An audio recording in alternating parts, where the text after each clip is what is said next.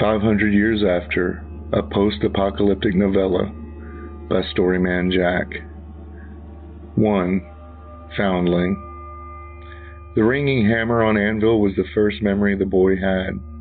No matter how far in life the boy rose, no matter who bidded for his attention, no matter his importance, the boy always remembered that golden ring of hammer upon anvil, the forging of things.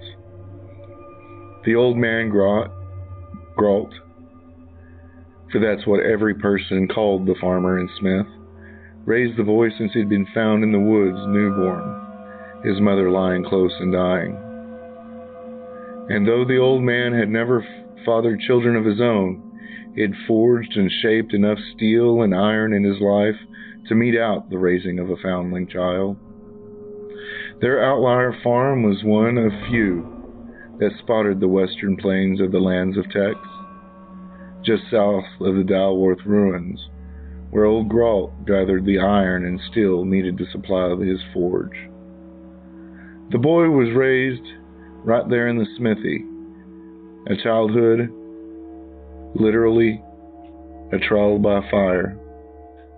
The farmers and few folks from the local villages throughout the vast grasslands that spread from the Mississippi River to the Radio Mountains on the Calyx Fire Mountains that walled off the rest of their world from the mythic vast western sea. It was said that in times of the Tech, there were lands of milk and honey and overwhelming beauty and culture, where the range of volcanoes now dominated the landscape all the way up into the Nadian lands, where monsters waited for the men of summer to travel. Old Grault also traded with the Mexies, a nomadic peoples that roamed up from the vast kingdoms of the south, where exotic fruits and other foodstuffs were traded. The Mexies themselves were dangerous, and as a standing rule, Grault forbade more than 3 from their tribes to trade at any given time. The boys disliked the Mexies. They were fearsome, but conniving in their ways. They viewed the whole of the plains as their lands, and any who dwelt there were either renters, at the very least, or trespassers at the worst.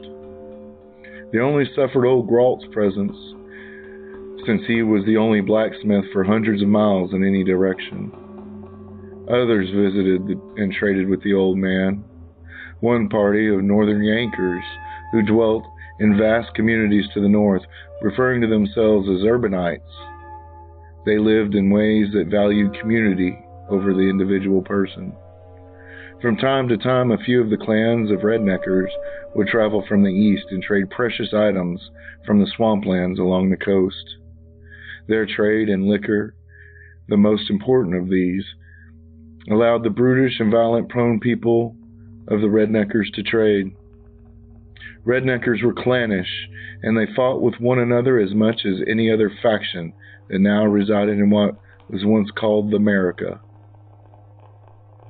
The boy knew that there were good people among the bad in every one of these groups that visited the old smith. Sometimes the good themselves did terrible things in order to survive, and it weighed upon them, left a mark. It was a hard thing to ask a person to sacrifice their own life so that another might live. When the choice is upon one, who would choose another over themselves? Not in this world, the world of the Cataclysm. But it was the voice, that constant companion the boy had in his head.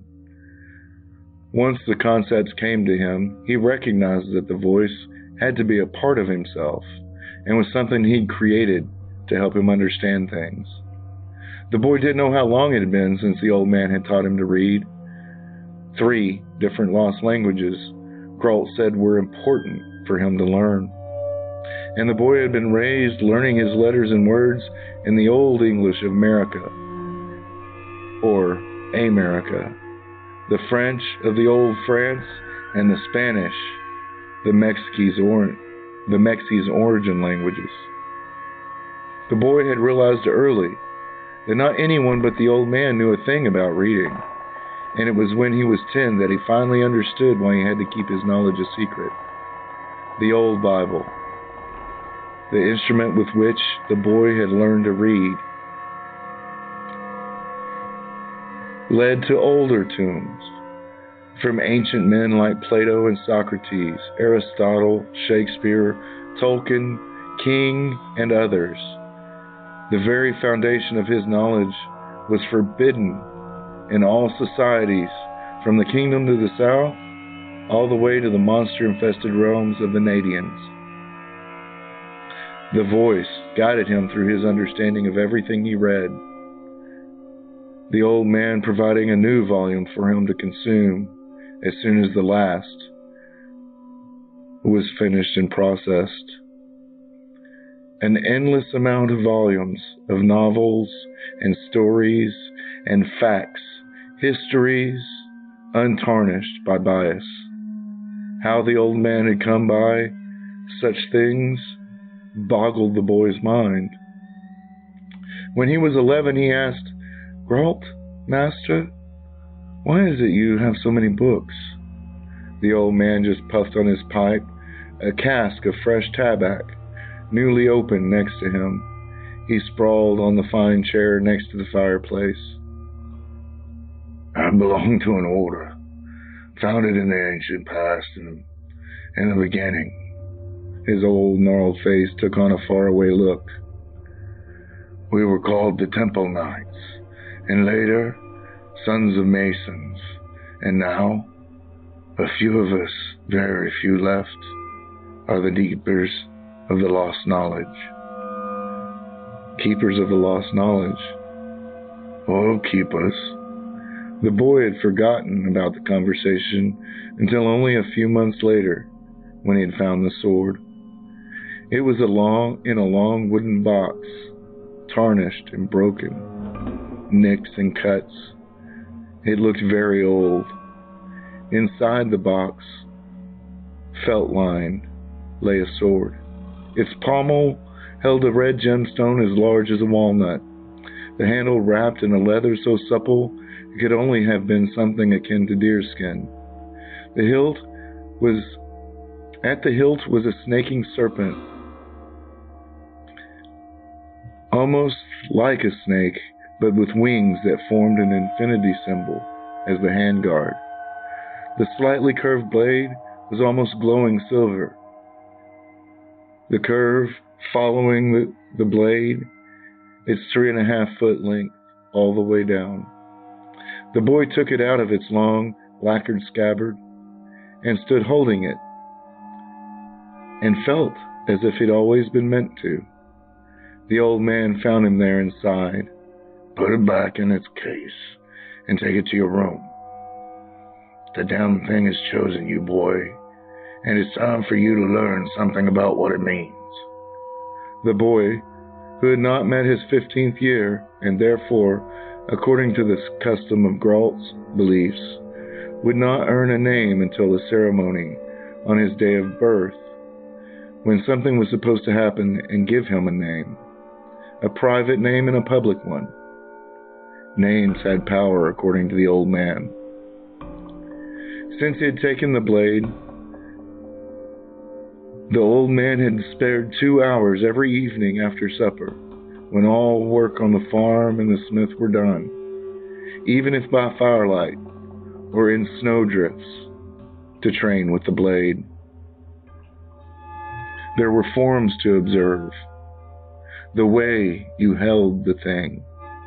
Long katas that were like dances, meant to sustain a memory in one's muscles. Boar charges down the path. Oh, the boy didn't even know what a boar really was, other than a male pig. Firelight on the moon. A defensive posture, meant to go with the momentum of one's opponent. And there were steps afoot and ways to hold the blade, flipping and jumping and spiraling.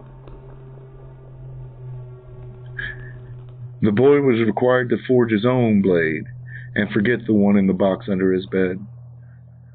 There's no need to touch a weapon as perfectly made as that until you do it justice by knowing its use. Keep it safe, keep it secret, and keep it oiled as you've been taught, old Grot admonished. And so the boy did as he was told and went on living his life, working the fields in the morning with the other hands, working the forge in the afternoons, and getting both instruction of the mind and of the body every evening, knowledge of books and information of history, and then the practice of the blade, day after day, until his name day at 15. The boy had become shrewd, adopting old Gralt's change in dialect when dealing with the hands that were there for the most part, vagrants or runaway slaves, with the various visitors who traded with the old man.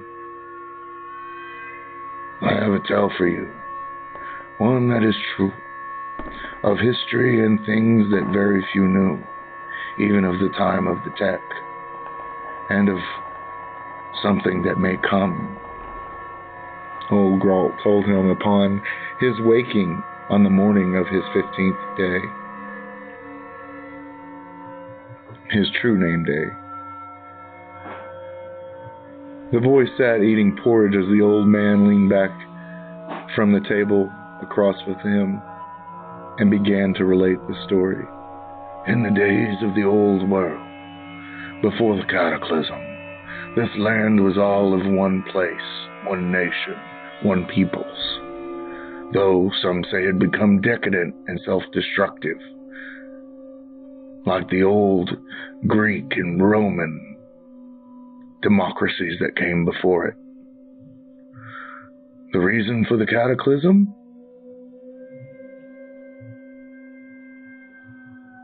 The reason for the Cataclysm? The boy asked, knowing that was only part of the reason some attributed to the destruction of the old world. Yes, in part, but logically it was a series of events, natural yet unfortunate for anyone to contemplate.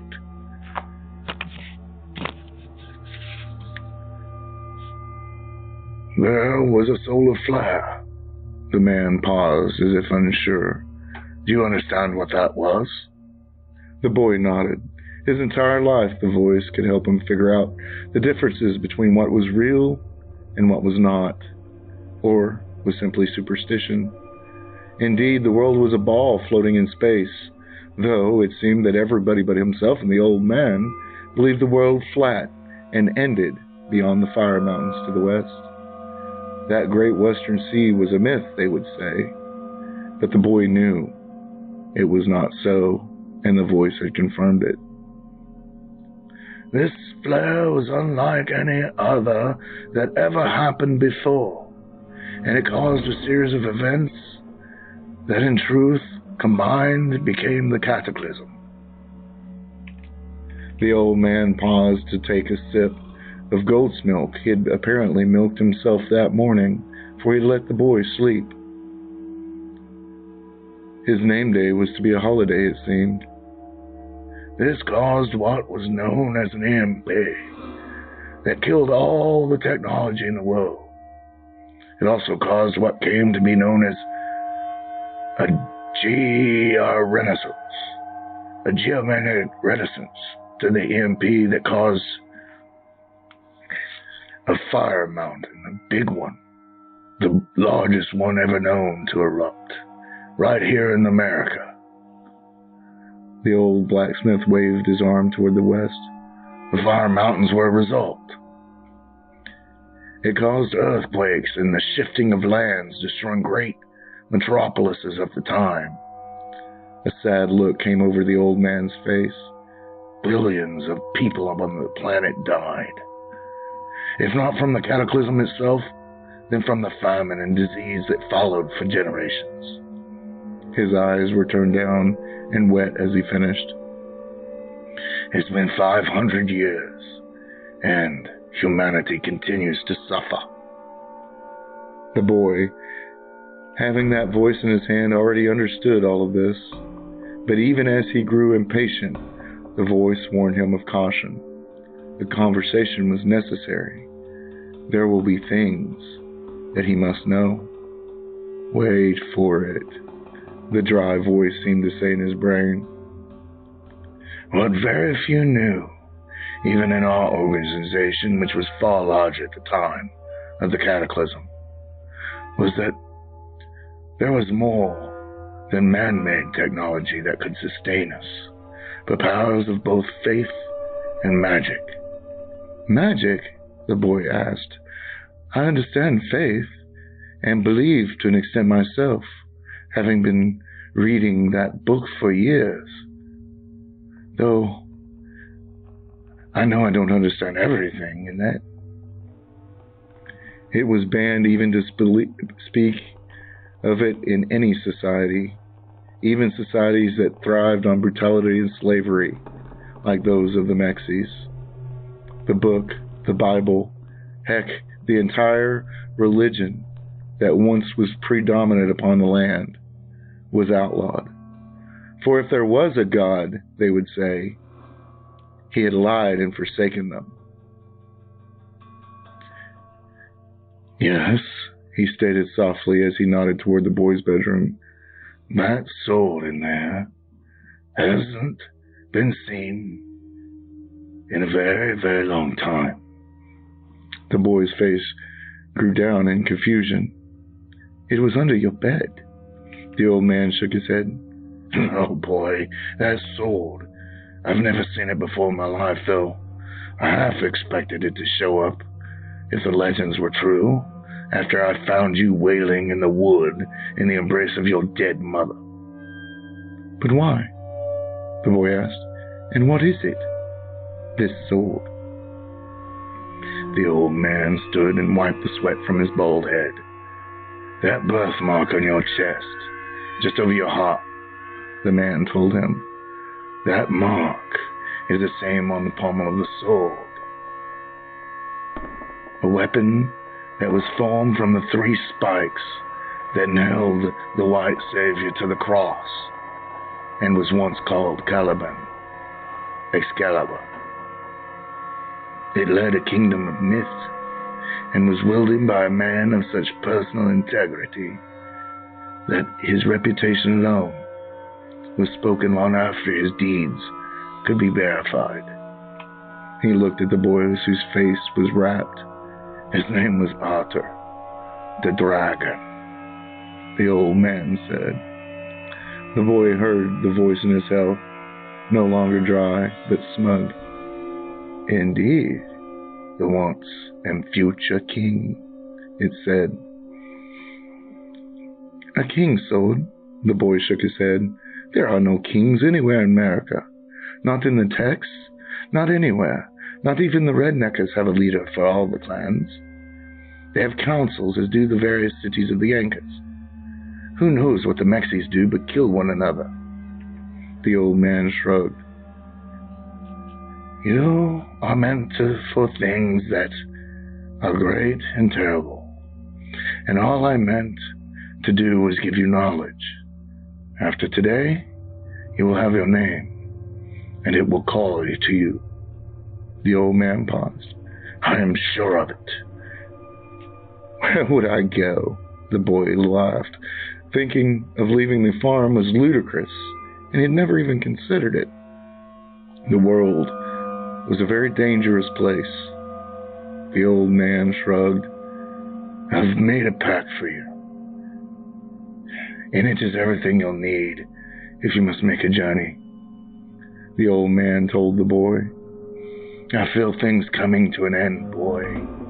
I've lived far too long, and I know that he will call me home soon. I've taught you everything I know to teach, but for one thing. Now there's a bow, new made, a quiver of good steel-headed arrows. You will know when the time comes for you to leave. Yes, you will know, he said. Then he stood and exited the house. That evening, the old man took the boy to the brook that flowed out of a natural spring behind the smithy. You know, it's time. I'll cleanse you as the old baptism. and then you will approach the fire, and the fire will give you your names. 2 names, the boy knew, and felt his adrenaline pumping. I understand. First shall be my common name, the second my secret one. The old man just nodded, but the look on his face was curious. Are you ready? The boy, whose downy beard was itching, rubbed at his face and then agreed with a smile. Under he went, and the mere moment took what seemed like infinity. Everything he'd learned, everything he knew about the world passed before his eyes. And he knew the voice, though was in his head, wasn't a part of him at all. His head finally breached the water, the surface exploding in a bright fire that in the yard behind the old man felt different, and he himself felt new. The boy walked toward the fire, stopping only at his clothes, for he stood naked, and drew only the sword. Caliburn, the old man had called it. Unaware of the heat the fire gave off, the boy, though a man now, reborn and newborn, walked toward it without fear. The old man, smith, teacher, keeper of knowledge, used to the heat of the forge, covered his own face as the bonfire grew hotter, hotter than it should have ever been, and would have burned the boy, as he unfeeling walked toward it. No, boy, he called, something's not. But the boy could no longer hear the old man. He walked toward something within the flames, a figure that felt gentle. It was something that would dry him, would cleanse him, would finish that cleansing and give him knowledge. Into the fire he walked, and it never touched him. Not a tinge of the heat nor the wave of hot air touched the man as he walked, the man that was called the boy. There was a tone like a great bell, and the voice in his head cried out with great emotion the first of his names. Logan, it called to him. Your name is Logan, the voice said loud and clear as he reached the center of the fire, and an old, gentle face spoke. It was the whispering sound and an affirming one, the same yet different voice that had been in his head all his life. It told him when he was being petulant, when he was lying to himself, when he was doing the wrong thing. He thought it his conscience, his inner voice, the part of himself that knew right from wrong. But it was something more instead. It was a vast presence.